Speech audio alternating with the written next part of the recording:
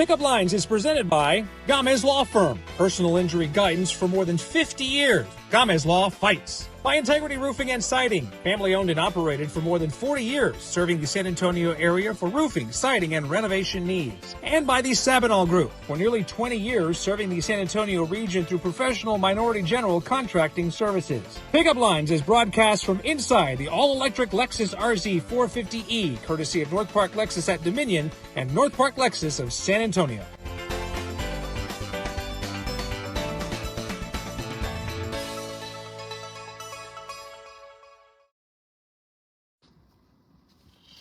Well, good afternoon, ladies and gentlemen. We are live. This is Pickup Lines, the talk show in a car, a shaded car under a tree at Public Safety Headquarters, here with the newly minted Chief of the San Antonio Fire Department, Chief Valerie Frausto. Hello. Hi, Chief. Hi. Has it set in yet? No, absolutely not. It's only day 5. Day 5. So you became Chief of the Fire Department at midnight on November 1st. That's right. So the kids were out trick-or-treating. Everybody was running around getting candy the night of Halloween. And then that night, midnight, did you stay up? Were you up at midnight on the 1st? I was. When the clock struck midnight last Thursday night into Friday and you became chief, what happened? How did you celebrate? Well, I was relaxing at home. Yes. It was a good evening and a good day because I had a lot going through my mind, to be honest with you. I was a little it hadn't really set in yet, but I understood that, it was that time. It was time to step up and do the job. It was legit. I know. Yeah, it really has happened. It's legit. Yeah, that's like, pinch me. No, it's real. Exactly. You're not dreaming. Yeah. You had an emotional week, leading up to all that. People have seen when you were at City Council, at City Hall, and you got the standing ovation and the unanimous vote and everything. And I know you talked about how you had to keep it together at that moment. You wanted to be emotional, but you had to keep it together. Did you allow yourself to get emotional? Have you, between then and now? No, I haven't had time to. You haven't had time and yeah, that council, that was the greatest, because I got to talk and see the reaction from City Council, and I knew I had everybody's support. Yeah, I mean, So literally unanimous. That was really, I loved it. I didn't expect it to be that good. Now that it's happened, how long was that process from the day that you said, yes, I want to go for this? You ultimately beat out about 70 people for the job. How was it? Months? It was the applications. Well, the position was posted online right early on in the year, and the resumes were due by the end of March. Right. So I knew I was going to put in for it. Yeah. But it took some time to get my resume together. Knew the deadline was approaching, and probably a week before I put my name in the hat. And in your heart of hearts, in your wildest dreams, how good of a chance, realistically, I'm guessing other internal candidates applied, some very worthy people, I would think, from inside and from outside the market. Realistically, what did you think your chances were? Gosh, honestly, I know that I have a whole lot of experience. Yeah. And I almost felt like I had an advantage because of the fact that I've been in this department. 24 years. Yeah, and this is like San Antonio is where I was born and raised. Yeah. So I knew I had that on my side, but I also understand that it was a nationwide search, and there were a lot of, very competent and capable leaders out there that were gonna, I was gonna be competing against. But the city manager spoke very highly of you, and the rest is history. Obviously, you got the job. So you've been in 24 years, roughly. And I don't know that anybody anticipated when Chief Hood was going to leave, and how that all happened. But through your journey at the fire department, at what point did you say, hey, maybe one day, if everything works out, I would love to, and I could be chief of the San Antonio Fire Department? I am always just so focused on on my current role that I never really gave it much thought. And like you said, Chief Hood leaving, that was totally unexpected. Right. I knew eventually he was going to leave, and he had been with the department since 2007. I think something like that, around that, 2007. around that time. So it just, I think back and I'm thinking it was really perfect timing. Yeah. Everything happens for a reason throughout my career. I've, moved around, sometimes by choice and sometimes, I was just told, hey, this is going to be where we're going to place you. And you just do the best job you can do. That's all I've ever done. So I never really thought the time would come that I'd be applying for fire chief. And I still have to pinch myself. Yeah. Let me check. I know. It's real. Yeah, It's legit. So yeah, obviously before that, you grew up here locally. Childhood, you went to Incarnate Word High School, correct? I did. You're a Shamrock. Yes. And I know that's a sisterhood, right? The Yes. Shamrocks, all the Shamrocks that I know are really close, tend to take care of each other and have lifelong friendships. We do. And, and I don't think they ever imagined that I was going to be the fire chief either.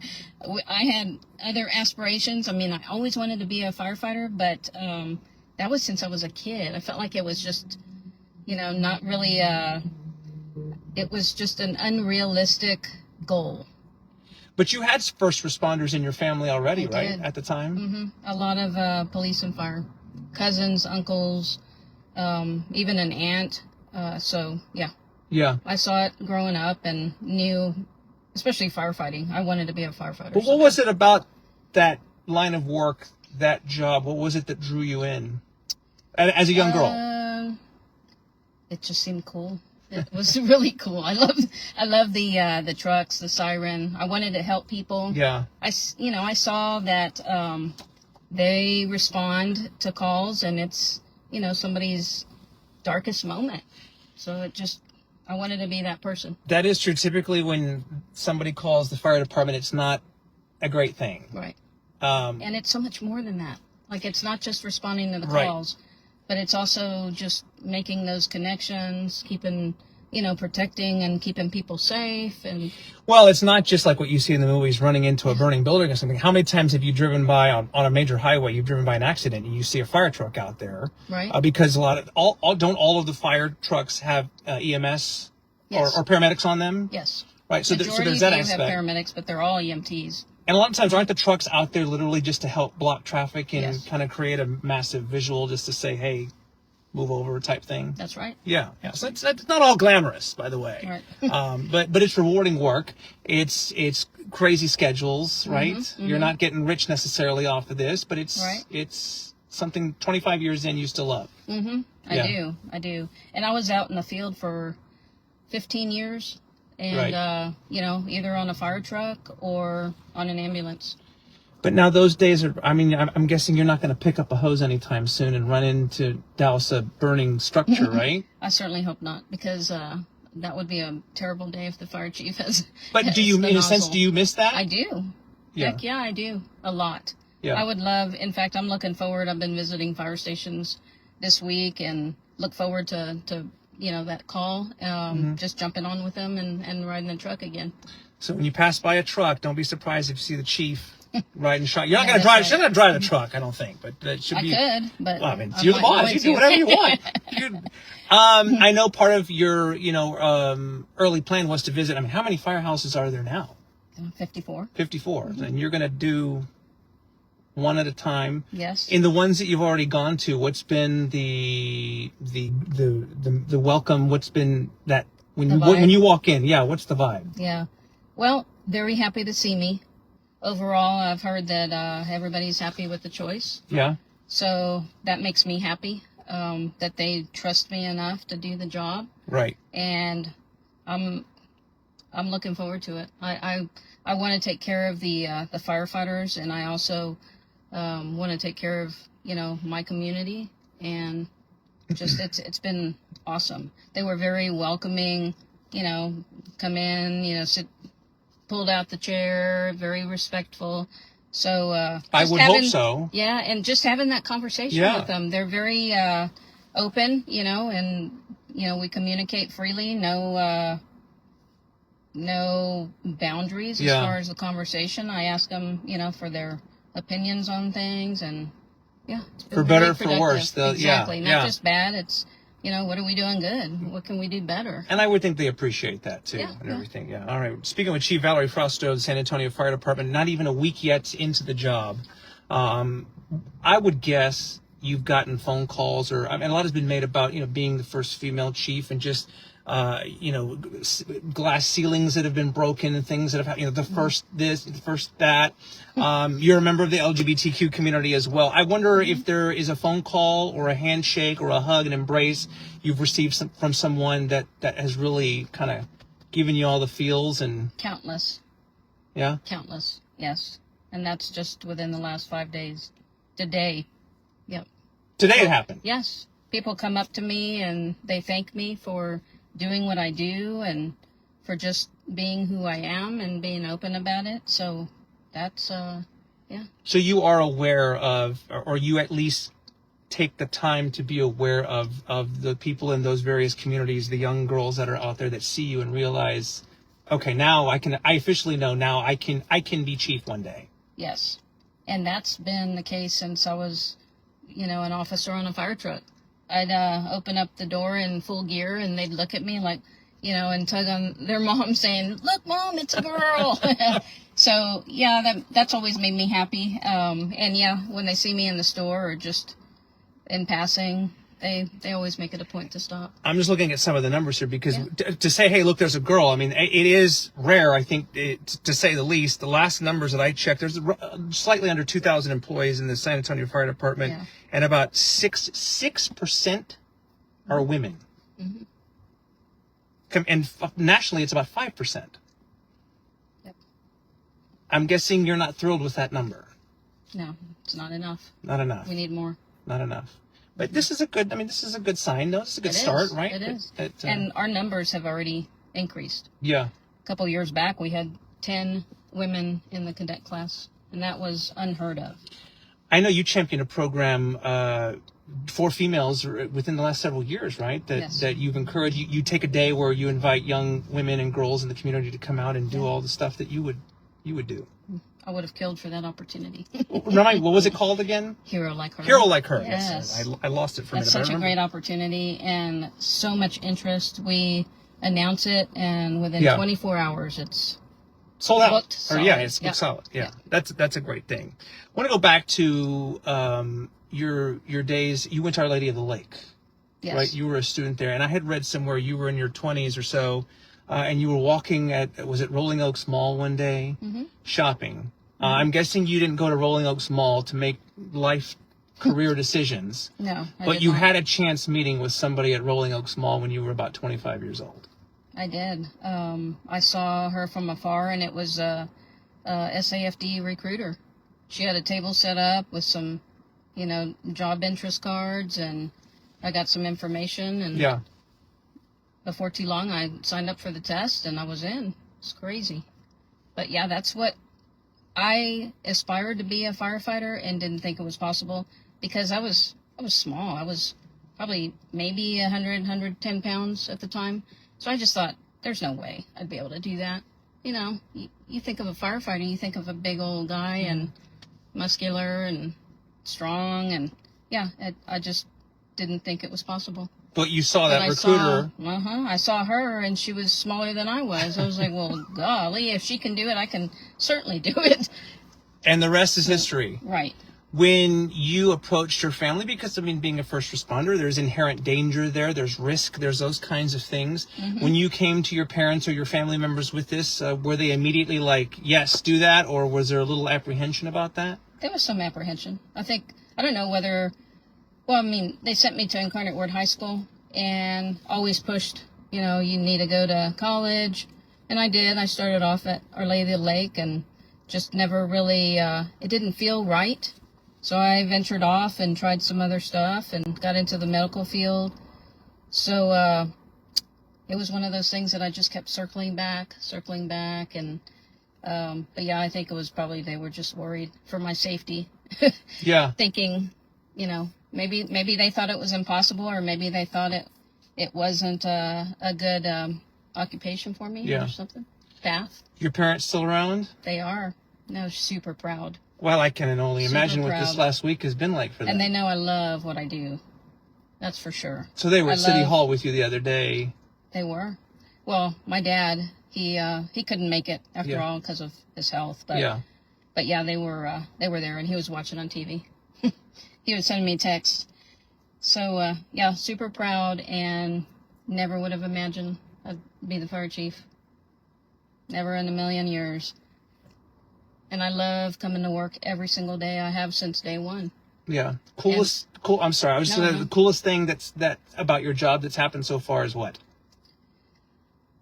I always like to say the happiest day was day one when I walked into the fire academy, because it was a dream come true. And then the day Eric Walsh, I met with him in his office, and Maria Gamez as well. She's assistant city manager, right? Yes. Yeah. Or deputy city manager. Yes. But yeah, they sat me down, and I thought I was there, I didn't know really why I was there. I thought it was probably the 10th or 11th interview, because they never really told me why I was, going in. They just set up the meeting, and I showed up.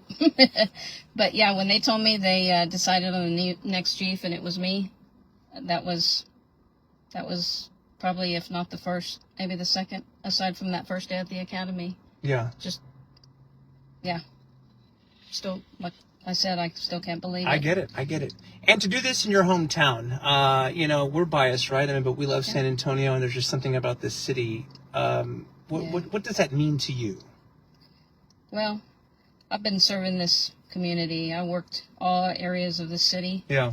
And this is home. This is where I feel comfortable with. I know, all the areas. I love to engage with people and help people any way we possibly can. And this department is the greatest in my mind. I think we're ahead of many others throughout the country, and it's a great opportunity for me to build on this fire department, as strong and innovative as it is, and just continue to provide the service to the community. I feel like I should acknowledge your wife, because I think, let's face it, when these things happen, sometimes the family members have to sacrifice a little bit more. Like, she may not see you as much as she used to, or there's going to be you're going to be on call for the rest of your career, I would think. Right. But I think she deserves a lot of credit, right? She does. She is 100% behind me. Yeah. She has supported me from day one. So yeah. She understands the demands of the job. Yeah. But she's also used to it. Because even in my former position, I was always working late, and I get it. Yeah, she's very supportive. So this is an award-winning, decorated fire department, done some amazing things over the years as well, and is, like I said, almost 2,000 employees strong. I know it's still super early, but have you had a chance to kind of sit down and think about some things, short-term and long-term, that you would like to accomplish? I know you're visiting firehouses, but if you had a wish list as chief now, what are some things, especially sooner rather than later, that you'd like to address? Well, overall, the department is working very well. But there are some things internally that we have to fix. I think a lot of it comes down to communication and, the professional development and getting a pipeline going for the next generation. Right. So that's one of the things that we're going to really focus on initially. And also the community has grown so fast. So keeping up with that demand and looking out for the firefighters so that we don't overwork them or overstress. So just being smart about where we put, the resources and the equipment, just making sure that we support them as well, so that we can provide that service. Forgive me. I think that I would guess that now, compared to when you started your career a quarter century ago, there's so much more of an emphasis now on mental health. We see it all over the place as well, in sports and different walks of life. But mental health is a serious, legit thing that's getting a lot more attention now, and something that I know is addressed especially for first responders who see and have to deal with a lot of very heavy emotional things. Mm-hmm. And we are exploring all the possibilities. We do have a pretty robust wellness center. Yeah. But it all, like you said, it's so important for them to stay fit, and provide them the services they need. Because, I mean, resiliency is huge, and PTSD is a real thing. Yeah. So doing everything we can to make sure they get their sleep and stay healthy is important. There's also the cancer initiatives, you know, that we have to look out for the exposure. So yeah, that's a good point. I'm glad you brought that up, because that's very, very important. Yeah, no. A few more minutes here with Chief Valerie Frausto, San Antonio Fire Department. Are you a spiritual person? I am, yes. Because I know you talked about earlier, in this whole process, I wonder if you, you know, how much praying you did, or lighting candles, or those kinds of things. I do all of that, yes. I have to, because that's the only way I can keep it together. Yes. Yeah. I know that all things are possible. Yeah. Mm-hmm. And I have, you know, the support, and I have to pray, and I pray every night for my safety, my family's safety, and the entire community, really, because I actually care. Can't complain with the results so far.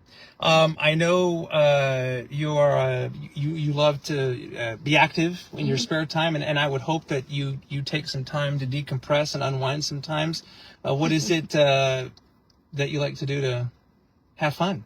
We travel with my wife Krista. Okay. We've gone to so many national parks and just love to hike and be outside, outdoors. We love sports, so we go to we go see her Pittsburgh Steelers. Unfortunately, I'm a Cowboys fan.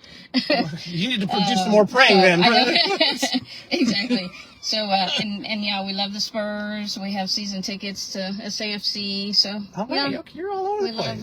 We love sports, and we love the outdoors. Yeah, that's great. Okay. Last coolest place, you mentioned national parks and stuff. That last coolest place that you went to? It was, Glacier. Okay. Glacier National Park. There you go. Okay. Well, I'm glad that you make time for those kinds of things, because now, I mean, you got.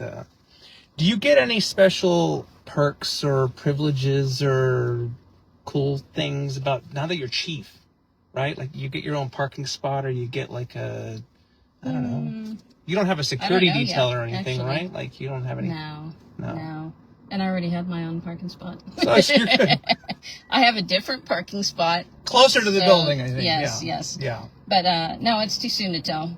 Yeah. I'm just getting through the initial days right now.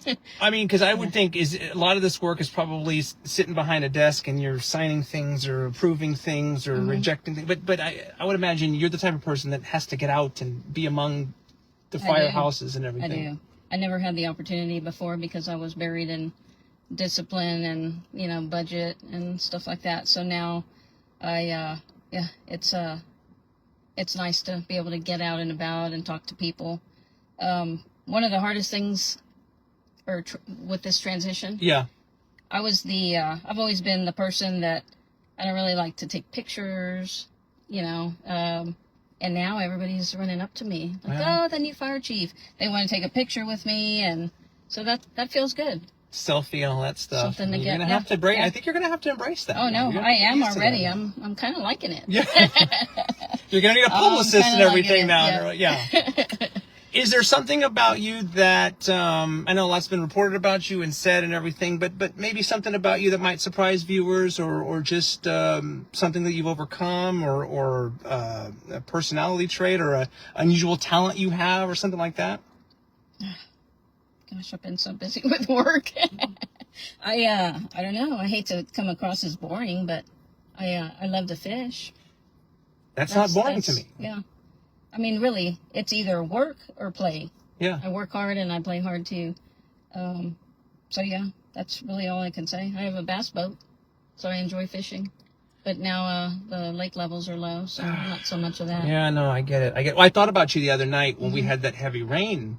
Oh, yes. I thought, my gosh, because that's another thing you talk about, you know, stuff that people don't think about sometimes. When there's a severe weather event, right? Fire department, I mean, can get all kinds of calls. I always have my phone right on my nightstand. Right. Ready to go. And I'm sure I've been monitoring a lot of calls, and but they do really good work out there. Yeah. So indeed. I trust in their training and their ability, because they proved me that they have the skills to do the job for sure. Well, so I guess we'll end on this note. If you could speak directly to the fellow firefighters, the men and women of the force that might see this, or one of their loved ones, if you could speak directly to them and deliver a message or just any words of encouragement, what would you like to tell them? I want you to know that I am here for you, and I will do my absolute best to make sure that you have what you need to do your job and keep you safe. There you have it. That's it. Another Incarnate Word Shamrock doing Yes. well and making it happen. Good stuff. Yeah. Thank you so much for your Thank time. you. I know you've had a whirlwind last 6 days or so and everything, and getting ready for the holidays and all that, so appreciate it. So happy for you. Congratulations. Well, thank you again. There she is, Chief Valerie Frausto, San Antonio Fire Department, getting it done, just steps away from her office, and now she has to go back to work. But thank you and congratulations. Okay. Thank you. All right, another episode of Pickup Lines in the Books. We'll be back again very soon. Thanks for watching. For now, have a great day.